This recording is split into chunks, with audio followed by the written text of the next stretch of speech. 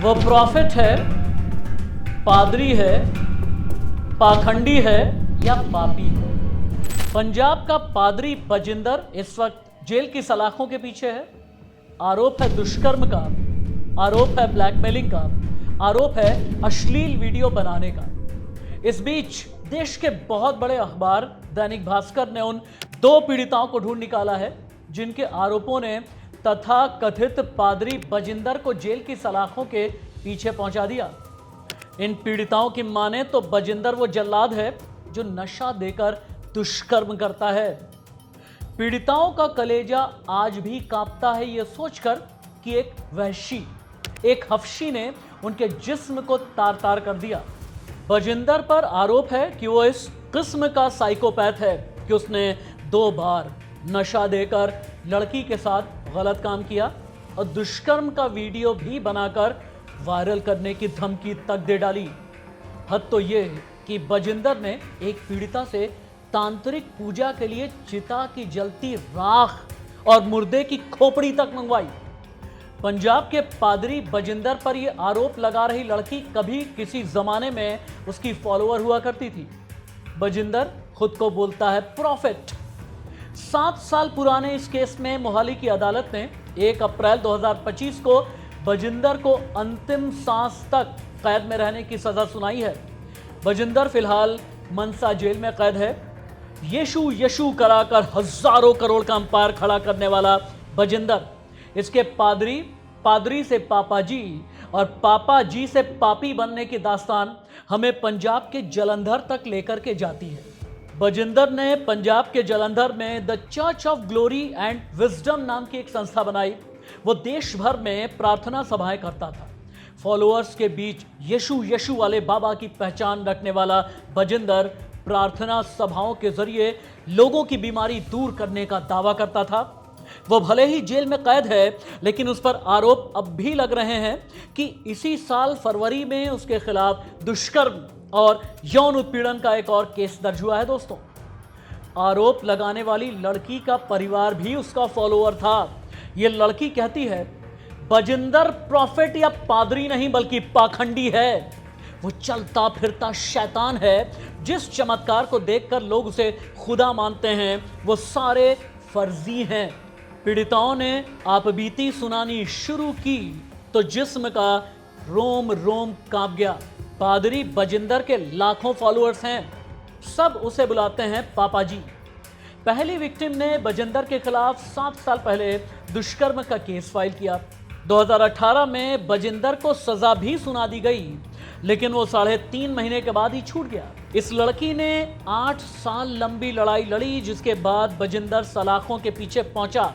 ये लड़की बताती है मेरे साथ 7-8 महीनों में कम से कम 10 बार दुष्कर्म हुआ। शुरू में 2 बार नशा देकर दुष्कर्म किया गया, फिर इसका वीडियो बनाकर वायरल करने की धमकी भी दी। दुष्कर्म का सिलसिला शुरू कब हुआ? जब यह सवाल किया गया तो जवाब जानते हैं क्या मिला? 2017 के आखिर की बात है।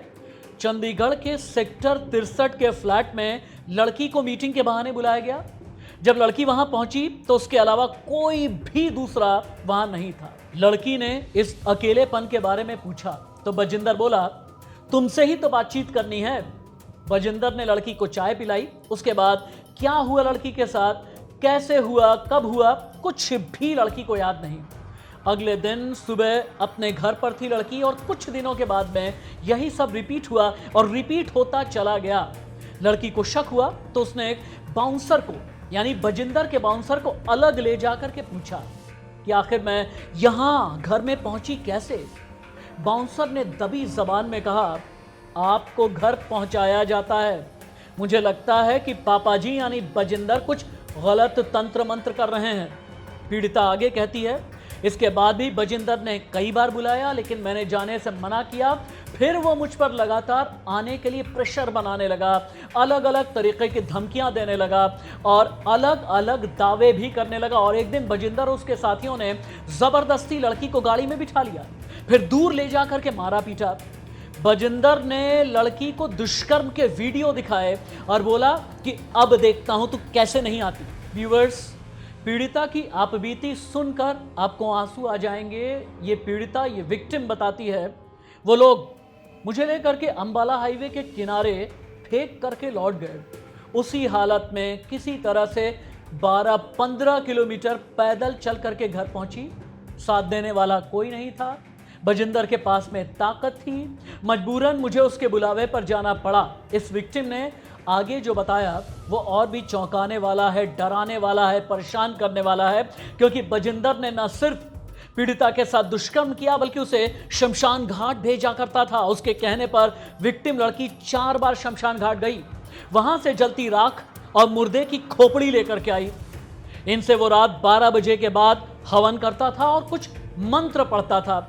इस लड़की ने आगे बयान दिया कि मैं इन सभी चीज़ों से तंग आ चुकी थी, मैंने एफआईआर की धमकी दी, तभी उसके वॉलंटियर्स ने मेरे खिलाफ चोरी की रिपोर्ट दर्ज करा दी।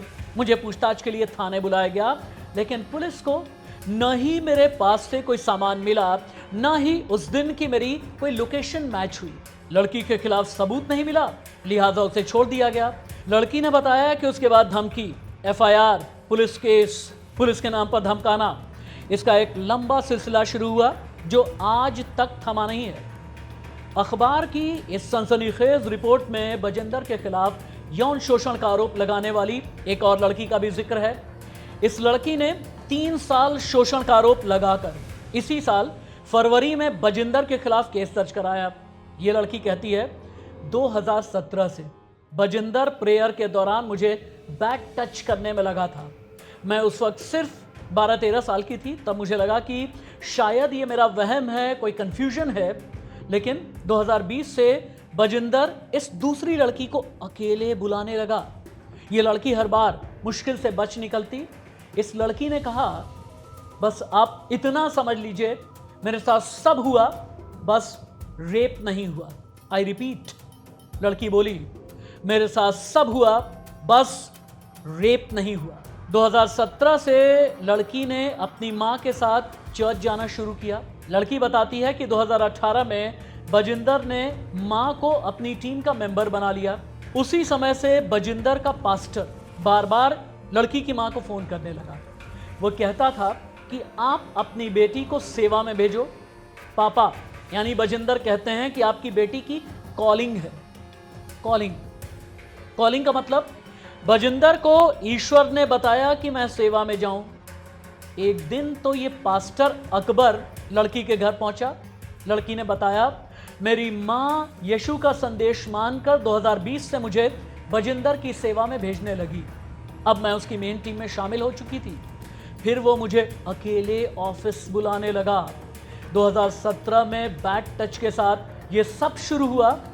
बाद में बजिंदर गंदे मैसेज भेजने लगा। थोड़ा झिझकते हुए लड़की कहती है, अब बात बैक टच से कहीं ज्यादा आगे निकल चुकी थी। लड़की डिप्रेशन में रहने लगी, पैनिक अटैक आने लगे और एक समय तो ऐसा आया कि जब भी ऑफिस बुलाया जाता लड़की चीखती, चिल्लाती, मजबूरन ऑफिस जाती, लेकिन कहती कि मां मुझे बचा तो लो। लेकिन बार बार बजिंदर और उसके लोग धमकी देते रहे कि अगर तुमने इन सब के बारे में कहीं भी मुंह खोला तो मैं तुम्हें और तुम्हारे परिवार को जान से मार दूंगा।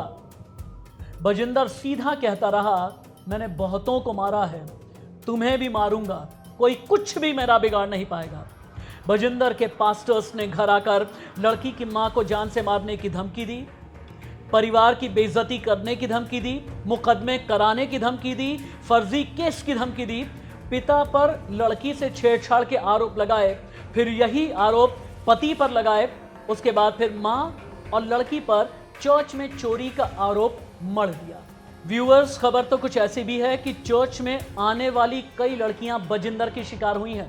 दरअसल बजिंदर की 3 गलतियां इस पर भारी पड़ी। अदालत में तारीखों पर न आने का बहाना झूठा निकला। बजिंदर हाई ब्लड प्रेशर और शुगर होने का बहाना बनाता रहा, तारीखों पर आया नहीं।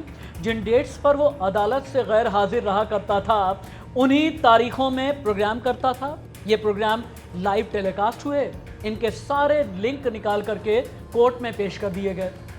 गलती नंबर 2, कोर्ट के आदेश को न मानना बजिंदर को बहुत भारी पड़ा। कोर्ट केस के दौरान आरोपी देश से बाहर नहीं जा सकता और बजिंदर ने अदालत से विदेश जाने की परमिशन मांगी, लेकिन कोर्ट ने मना किया। बजिंदर ने यह आदेश नहीं माना। इंग्लैंड, कनाडा, नेपाल, हर जगह शो करता रहा और ये प्रूफ भी अदालत में सबूत के साथ पेश किए गए। तीसरी गलती, चमत्कारी होने का दावा जबकि पिटीशन में अपनी तकलीफें दर्ज कराई।